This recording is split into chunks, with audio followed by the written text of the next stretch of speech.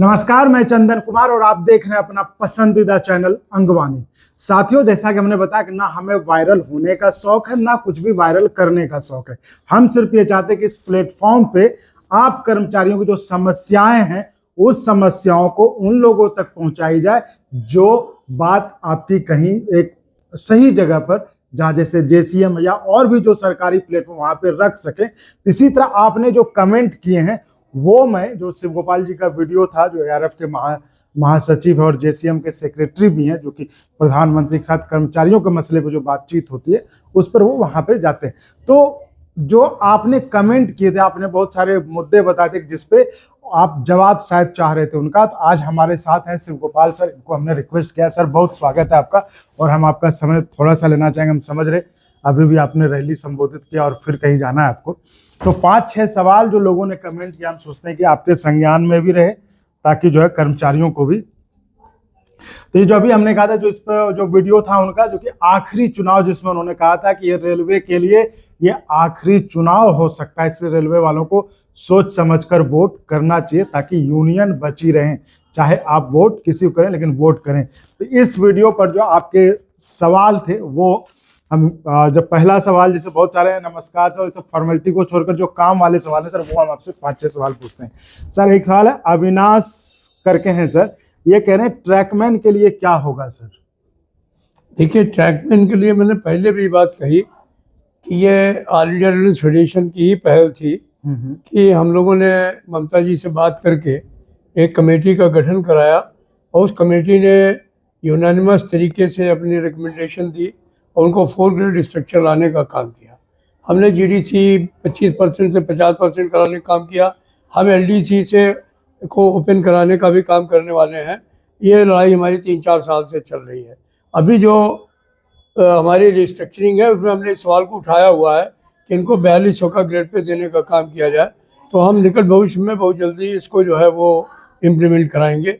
इनके लिए जो है वो सबसे बड़ी समस्या है कि हमारे बहुत सारे साथी जो ट्रैकमैन हैं वो शहीद हो जाते हैं पेट्रोलिंग के दौरान की मैन का काम करते हुए। तो हम लोगों ने एक कोशिश की है कि इनके लिए रक्षक की व्यवस्था हो ताकि ये हमारे साथी जो हैं इनके ये बराबर जो है वो जीवित रहें और ये इनके साथ में कोई ऐसी दुर्घटना नहीं हो जिससे कि वो और उनके परिवार को खोने का काम करें। हमने एक प्रयास किया है कि इनके लिए ब्रांडेड शूज़ मिलें, इनको रहने के लिए इनके मकान सेपरेट हों। हमने आदेश करवाए उसी पैकेज में ही कि इनके लिए जैसे फील्ड हॉस्टल्स होते हैं, जब फौज जाती है सीमा पर रहने के लिए, तो बड़े बड़े जगहों पर ट्रैकमैन के जो परिवार हैं उनके लिए मकान बना करके दिए जाएं फील्ड हॉस्टल की तरह। अच्छा। ताकि वहाँ वो उनकी जो पत्नियां हैं बच्चों को लेकर के रहें और उनको पढ़ा लिखा करके सकें। तो एक बड़ी सोच के साथ हम लोग इस कैडर के साथ में काम कर रहे हैं और हमें पूरा विश्वास है कि जो भी चीज़ें हम लोगों ने अभी तक इनके लिए करा पाई हैं उनको धरातल पर उतारवाने का काम करेंगे और बाकी नई चीज़ें में सोचने का काम करेंगे कि इनको नए टूल्स मिलें, नई चीज़ें मिलें ताकि ये बेहतर तरीके से काम कर सकें। बहुत पढ़े लिखे बच्चे आ गए हैं तो उनके लिए जो है वो एक कार्य करने का तरीका भी बदलना चाहिए और इनकी कार्य संस्कृति भी बदलनी चाहिए। कभी कभी इनकी शिकायत होती है कि साहब हमको बहुत डांट फटकारा जाता है, हमारे सीनियर सबॉर्डिनेट्स हमारे साथ मिसबिहेव करते हैं, हमारे अधिकारी हमारे साथ मिसबिहेव करते हैं। तो हम उस वातावरण को भी बदलना चाहते हैं कि भाई हम परिवार के लोग हैं, आप परिवार की तरह हमारे से प्यार से हमारी पीठ पे हाथ रख करके हमसे काम लीजिए। ये जो तरीका तानाशाही का है ये ठीक नहीं रहेगा। हम उस दिशा में भी काम कर रहे हैं। सर, यहाँ एक और सवाल इसी से शायद लग रहा है जुड़ा हुआ है कि अभी 18 किलोमीटर का पेट्रोलिंग हो रहा है, ये शायद ट्रैकमैन के लिए नहीं 20 किलोमीटर का कहीं कहीं पे करा ले रहे हैं। हाँ, वही हमने उस सवाल को बोर्ड के साथ में उठाया है और हमने कहा है कि ये किसी भी हालत में 12 किलोमीटर से ज़्यादा नहीं होनी चाहिए। 12 किलोमीटर? जी हाँ। अच्छा। तो अभी हम इस बारे में पूरा प्रयास कर रहे हैं। एलडीसीई का क्या होगा ये सर? एलडीसी के लिए हम लोगों ने प्रयास किया है कि ये जितने भी लोग हैं वो सारे के सारे जो है वो एलडीसी ओपन के मार्फत जो पोस्टें हमारी डायरेक्ट रिक्रूटमेंट की हैं। आज जो नए बच्चे आ गए हैं वो बहुत पढ़े लिखे बच्चे हैं, उनके पास वही क्वालिफिकेशन है जो क्वालिफिकेशन डायरेक्ट रिक्रूटमेंट में आरआरबी रिक्रूटमेंट के लिए होनी चाहिए।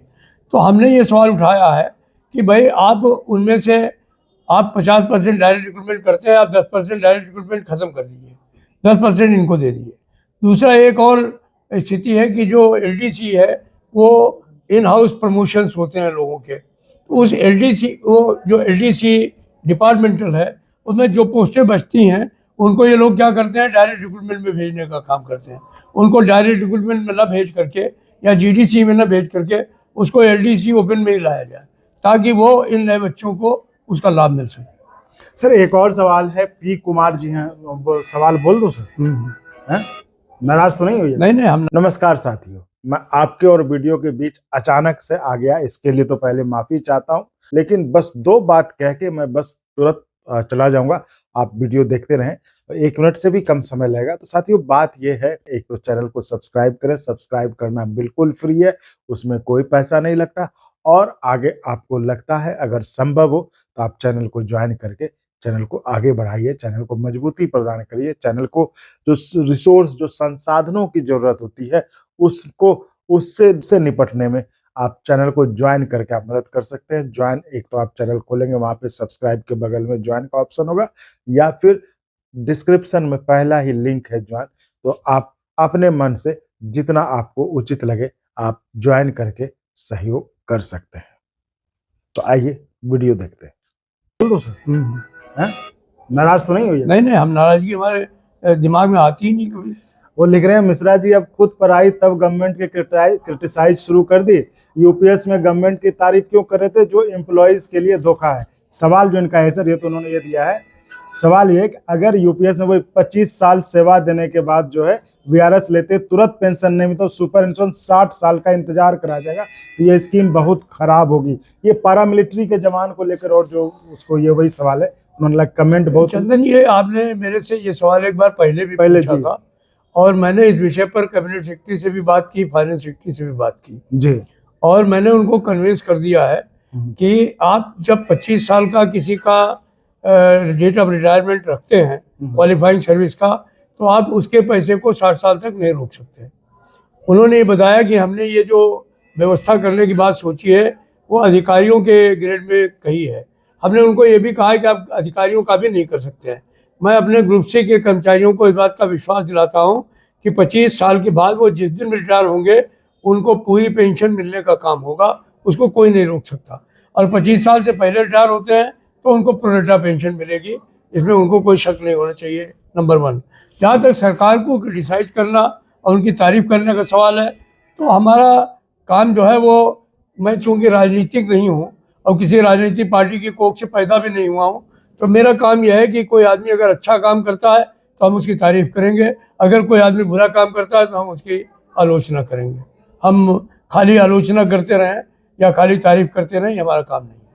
एक ने लिखा है सर, जो आपने कहा था कि आखिरी चुनाव, उस पर काफी प्रतिक्रिया लोगों ने उसको दोनों तरह से लिया है। एक ने कहा है कि आप डर दिखाकर जीतना चाहते हैं चुनाव। देखिए, ये डर दिखाने का बिल्कुल मामला नहीं है। ये जो डर दिखाने की बात कर रहे हैं उनको ये जो 4 कोड बने हैं भारत सरकार के, उनको पढ़ लेना चाहिए। और अगर 4 पढ़ने के लिए इनके पास समय नहीं है तो सिर्फ अकेले एक इंडस्ट्रियल कोड पढ़ लेना चाहिए। उस इंडस्ट्रियल कोड को पढ़ते ही इनको पता चल जाएगा कि आप चुनाव की बात तो छोड़ दीजिए, यूनियन बनाना कितना कठिन हो जाएगा इनको ये अभी मालूम नहीं है। जब उसको ये पढ़ेंगे तब इनको पता चल जाएगा कि जो आज यूनियन 7 आदमी जा कर के बना लेते हैं ये यूनियन ही नहीं बन पाएंगे। और यूनियन बन जाएंगे तो जिस तरीके की अड़चनें इंडस्ट्रियल कोड में नए कोड के मार्फत से लाई जा रही हैं उनमें चुनाव नहीं हो पाएंगे। और चुनाव हो भी गए तो कोई भी एक यूनियन कभी भी जीत करके नहीं आ पाएंगे। तो सर दूसरे सवाल पे आते हैं। पप्पू कुमार जी, उन्होंने लिखा है कि एसएनटी, शायद ये सिग्नल एंड ट्रैफिक है, ये लिख रहे हैं सिग्नल एंड टेलीकम्युनिकेशन, एसएनटी की ड्यूटी 24 आवर्स क्यों है, एसएनटी को रिस्क अलाउंस क्यों नहीं मिल रहा। रिस्क तो मेनली वो ड्यूटी 24 आवर, रिस्क अलाउंस की ये बात कर रहे हैं। देखिए, पप्पू जी की बात बिल्कुल सही है। एसएनटी डिपार्टमेंट के लोगों के कई जगहों पर रोस्टर्स नहीं है। हमने उस सवाल को उठाया, रेलवे बोर्ड ने आदेश भी कर दिए कि इनका रोस्टर होना चाहिए, ड्यूटी रोस्टर होना चाहिए। कई जगह पर हो रहा है। नॉर्दर्न रेलवे की मैं बात कर रहा हूँ। नॉर्दर्न रेलवे में 5 डिवीज़न है। 5 डिवीज़न में एक डिवीज़न पे इसको लागू कर दिया गया और दूसरे डिवीज़नों में इसको लागू नहीं किया गया है।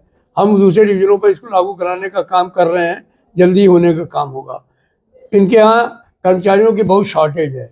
अगर उनकी भर्ती हो जाए तो इसमें क्या होगा कि तमाम लोग जो है वो इसमें जो है वो उनको जो है वो ये जो 24 घंटे की ड्यूटी इनको करनी पड़ती है वो अपने आप ही दूर हो जाएगी।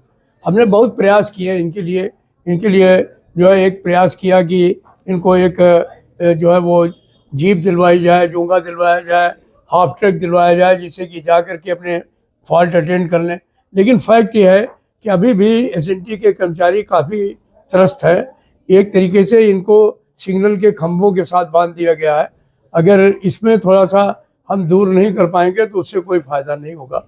ये बहुत ज़रूरी है इनका करना। एक और सवाल है सर आपके लिए, मतलब थोड़ा सा है वो, ये कह रहे हैं कि नेताजी से पूछे, नाम इन्होंने नहीं लिखा, हालांकि शिव गोपाल जी तो जवाब दे ही देते हैं आपके सवाल जैसे भी हो, नाम लिखते तो बढ़िया रहता। नेताजी पूछे अगर ये सरकार के पिछलग्गू ने तो लखनऊ में राजनाथ सिंह के मीटिंग में क्या करने गए तो रनिंग स्टाफ के 30% कटौती पर साइन क्यों किए? मुझे नहीं मालूम है कि मैंने 30% कटौती पे कौन से साइन किए हैं। मैंने ना साइन किए हैं और ना कभी रनिंग स्टाफ के किसी भी सवाल पर साइन करने वाला हूँ। रनिंग स्टाफ को जो है वो 30% दिलाने का काम ऑल इंडिया रनिंग फेडरेशन ने किया। अभी 55% की हम लड़ाई लड़ रहे हैं। अभी इनको 25% नहीं मिला है, उसकी भी लड़ाई लड़ रहा हूँ। अभी 1 महीने के अंदर इनको जो है 25% मिल जाएगा, 50% डीए मर्ज होने के बाद में। इनके ड्यूटी के घंटे 36 हों और ये वापस 36 घंटे में अपने घर आ जाएं, ये ऑल इंडिया रनिंग फेडरेशन की पीएनएम में डिसीजन हुआ है। तो ये सोच कहाँ से इनको आई है मुझे नहीं मालूम है। अगर ये मेरे से डायरेक्ट बात करना चाहें कर लें, या हमारा जो वहाँ प्रतिनिधि हो उससे बात कर लें। लेकिन मेरा निवेदन ये रहेगा कि कोई भी बात करने से पहले उसको पूरे तरीके से समझ ले तो बेहतर रहेगा। एक सवाल सर, जो आपका बयान काफी चर्चा में और राजनाथ सिंह की जो बात करी है आपने, तो देखिए चाहे राजनाथ सिंह हो, चाहे ब्रजेश पाठक हो, या नरेंद्र मोदी जी हो, मैं जो भी आदमी सरकार में है और उससे जेसीएम स्टाफ साइड की तरफ से मेरे को मिलना है तो उस पर हमको कोई रोक नहीं सकता। जब मनमोहन सिंह थे तो उनसे मिले थे, आज मोदी जी से मिले। उस समय ममता जी जो थी हमारी रेल मंत्री, उनसे मिलते थे।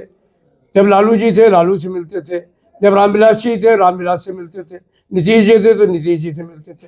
हाँ, एक बात जरूर है कि राजनाथ सिंह लखनऊ के सांसद हैं और पुराने मित्र हैं, तो मिलने में कोई उनसे नुकसान नहीं है। और वो जब आए थे, जिस कार्यक्रम की लोग चर्चा करते हैं, उसमें वो हमारे एक रेलवे के एक महान नेता टीएन वाजपेयी जी को, जिनके की मूर्ति का अनावरण उस समय के प्रधानमंत्री अटल बिहारी वाजपेयी ने किया था, उस चौराहे का नामकरण जो है वो लखनऊ के नगर निगम ने टीएन वाजपेयी चौक के नाम से किया था।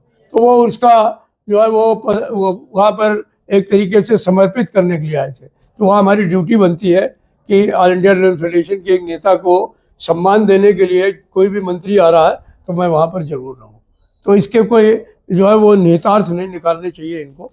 तो ये बात इनको साफ तौर पर समझ। बस 1-2 सवाल और लूंगा सर। शुभेंदु कुमार जी हैं, वो मतलब या तो आपके समर्थक हैं या आपसे उनको काफी उम्मीदें हैं, और जो आपका एक बयान काफी चर्चा में चल रहा है 8वें वेतन आयोग को लेकर के, फिटमेंट फैक्टर को लेकर, शायद आपने कहा था 2.86 इस बार मांग करेंगे, तो वो आपको कह रहे हैं never step down from your goals, मतलब जो आपने ऐलान किया, जो कसम खाई कि 2.86, उससे आप पीछे ना हटे, उन्होंने ये उम्मीद जताई है। देखिए एक बात तो समझ लीजिए, सरकार सरकार है और कर्मचारी कर्मचारी है, यूनियन यूनियन है। हमने पिछली बार भी 2.86 की बात की थी और सरकार ने अल्टीमेटली नहीं माना। 20,000 रुपये पे एग्रीमेंट कर लिया था हमारे पे कमीशन ने 7वें वेतन आयोग ने, लेकिन अपने तुच्छ जो है वो कहना चाहिए कि स्वार्थों के लिए उसने हमारे 2,000 रुपये को बलिदान कर दिया।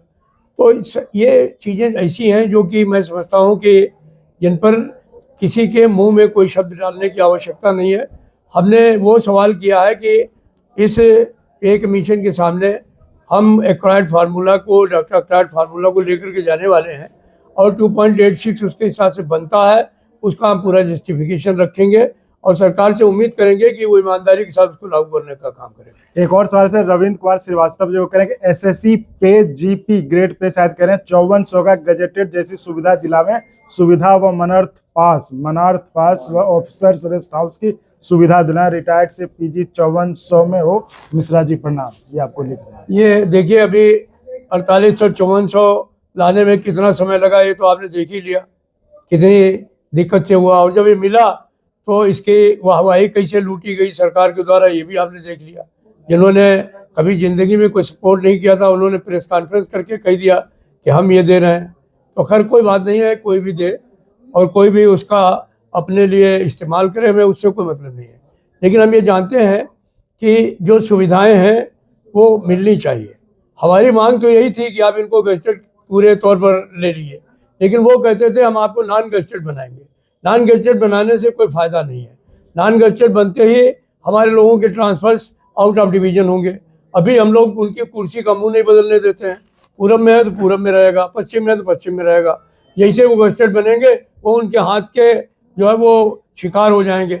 कोई भी डीआर का केस होगा उसकी अप्रूवल जो है वो यूपीएससी से होने के लिए जाएगी। अभी जो है वो हम लोग अपने यहाँ सब ठीक करा लेते हैं। हर चीज़ में गुण व दोष हैं। अभी एक कमेटी बनाई है रेल बोर्ड ने, उसमें गजटेड भी बनाने का प्रस्ताव है। मैं समझता हूँ कि थोड़ी देर आप इंतज़ार करें। वैसे तो उन्होंने 1 महीने ही उसका टाइम रखा है, लेकिन 1 महीने में तो कुछ होता ही नहीं है रेलवे बोर्ड में। लेकिन मुझे आशा है कि उसके सामने हम लोग अपनी चीज़ों को ईमानदारी से रखेंगे और कोशिश करेंगे कि जितने भी ज़्यादा से ज़्यादा लोग गजटेड कैडर में जा सकते हैं उनको जाने का जो है वो रास्ता खोलने का काम करें। सर आखिरी सवाल ले रहा हूँ सर, मुकेश रंजन जी है वो कह रहे हैं कि आप रिटायर कर चुके हैं, अब आपको लोकसभा का चुनाव लड़ना चाहिए, यहाँ आप क्या कर रहे हैं? देखिए, हमने को कई बार ऑफर मिले और एक बार तो ऐसा हुआ कि लड़ते लड़ते रह गए। अच्छा ही हुआ भगवान ने किया, क्योंकि हमको चुनाव लड़ने के लिए अपनी वर्किंग कमेटी से पूछना पड़ता है, अपने नेताओं से पूछना पड़ता है। तो एक बार टिकट मिल गया, हमने अपनी वर्किंग कमेटी से पूछा, वर्किंग कमेटी ने रिफ्यूज कर दिया, मैं नहीं लड़ा। एक बार फिर टिकट मिल गया तो जो है वो हमारे बहुत सारे साथी नाराज़ हो गए, तो हमने कहा नहीं, हमको अपना चीज़ देखना है। मुझे एक बात लगती है कि राजनीति में पढ़ने के बजाय अगर मैं अपने 12 लाख कर्मचारियों के लिए कुछ कर रहा हूँ तो मुझे ज़्यादा ठीक लगता है। अब मुझे चुनाव नहीं लड़ना है। जब तक जीवन है और जब तक लोग चाहते हैं कि आप यूनियन में काम करें तब तक यूनियन में काम करेंगे, वरना बहुत सारे काम है ज़माने में। शिव गोपाल सर बहुत बहुत धन्यवाद इन सवालों के जवाब देने के लिए। अक्सर नेता जो है जो मानते हैं कि जिस तरह के कमेंट आते हैं लोग बात नहीं करते हैं, लेकिन आपने सारे सवालों का लिया, तो उम्मीद है दर्शकों आपको भी आपके जो सवाल है, देखिए हमने वो सवाल छोड़ दिए जिसपे कि आपने कुछ आपत्तिजनक लिखा था, क्योंकि हमारा साफ साफ कहना है हम प्लेटफॉर्म को राजनीतिक प्लेटफॉर्म नहीं बना। आपके कोई समस्या है उसका समाधान जो दे सकता है, जो आदमी दे सकता है, उस तक हमें पहुंचाने का काम करें। इसलिए आपके जो सवाल थे जिसमें कि कुछ लग रहा था कि या तो वो सुझाव थे या परेशानी थी जिसका समाधान खोजने की कोशिश की जाती, उसमें हमने मदद की। तो वो सारे सवाल जो आपके थे वो सब हमने पूछे और शिव गोपाल जी ने जवाब भी दिया। तो इस वीडियो में फिलहाल इतना ही। आगे फिर कोई सवाल होगा, कोई समस्या होगी आपकी, आप जरूर कमेंट करिएगा। सर मिलेंगे या और किन्हीं से पूछना होगा उनसे पूछेंगे आपके लिए। तो फिलहाल इतना ही। बहुत बहुत धन्यवाद। चैनल को ऐसे ही लाइक शेयर सब्सक्राइब करते रहिए और संभव हो तो ज्वाइन भी करिएगा, जिससे हमें आपके लिए और गुणवत्तापूर्ण कंटेंट के निर्माण में मदद मिले। धन्यवाद, बहुत बहुत धन्यवाद। और अगर आपको अच्छा लगा तो एक बार और आपको मैं कहना चाहूँगा कि आप इसको प्लीज सब्सक्राइब और शेयर करते रहें ताकि हमारा भी मनोबल और सपोर्ट बना रहे।